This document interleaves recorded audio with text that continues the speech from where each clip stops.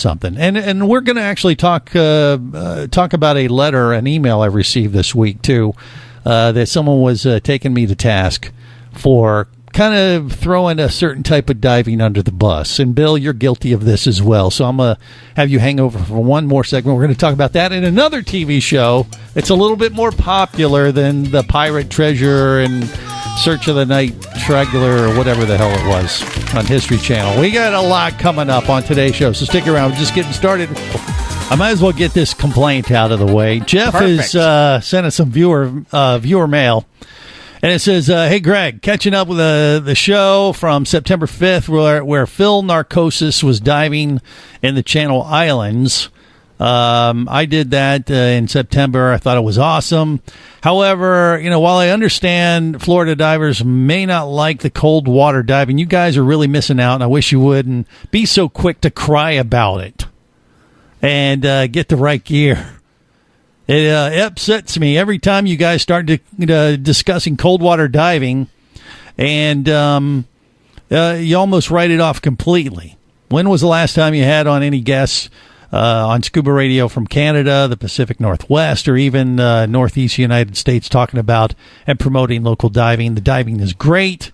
It's easy to get to, and it keeps money in the USA. Well, all right. Let me... At first, not as a way of an apology, but as a way to say that I believe that I've done my part. 40 years ago, I dated Wendy Quimby, and she is a absolute cold water diver, and she will be diving off of Antarctica next year. No, wait, I thought you were calling her like a cold fish or something, but... Neither. Oh. Neither, because we were like 10. And to say that we dated, I think we went to a movie once. Bill. Back in the days. And I eventually figured out what her birthday was. How did you do that? What do you mean? Okay. Wendy and Kathy were both classmates of mine, and they had birthdays January 5th and January 7th. So they're older women. Okay. Yeah, they're a whole year older than me. My birthday's in December. Their birthday's in January. And back then, when we just had dirt, kindergarten started when in that year you were going to turn 5. So my birthday's in December.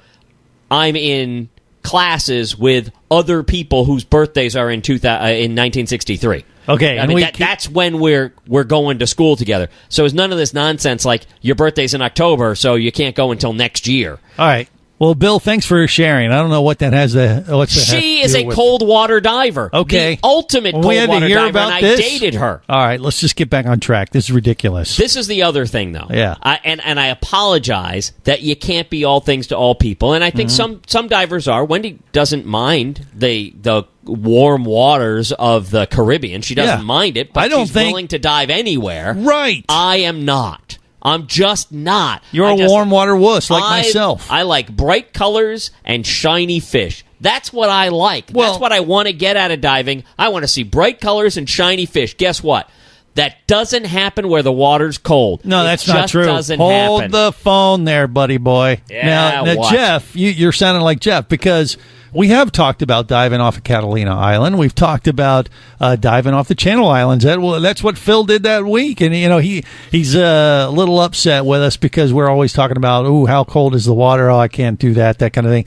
I have talked about being able to do cold water diving with a heated rash guard, and I don't knock it at all. I actually respect divers who dive in cold water more than myself, because they're willing to go through a few more hoops than maybe I am. Now, that doesn't mean I don't appreciate that type of diving, and we have talked about that.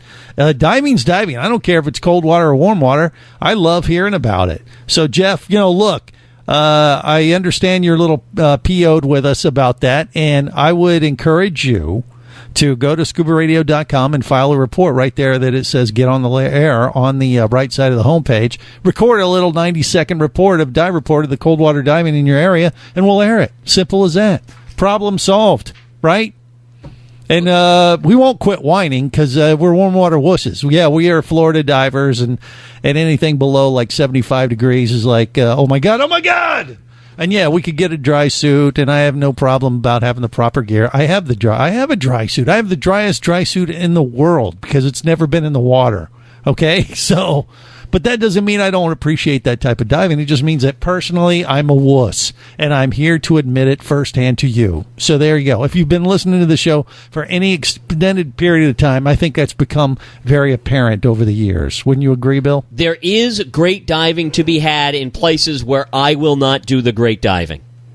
Is that fair to say? Yeah. But as far as the bright-colored fish, the Garibaldi that you would see off the west coast there, it's very colorful. I've done that. I've done the kelp diving and that kind of thing. But you got to jump through a lot more hoops. You got to put on a hell of a lot more gear than us warm water wusses in Florida or down in the Caribbean. And do I prefer that? Yeah, I prefer that. Does that mean I think I'm better than the divers that put on those dry suits and do that cold water diving locally or whatever?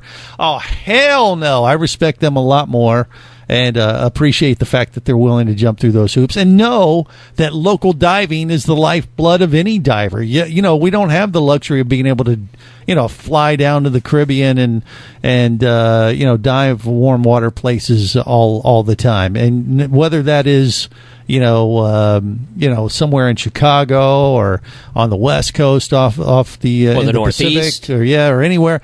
I mean, that's how you keep your skills up. That's what you do. But would you prefer to go down to Fiji and the Maldives? I think there's going to be a few more people siding with me on that one. And where did Skin Diver start?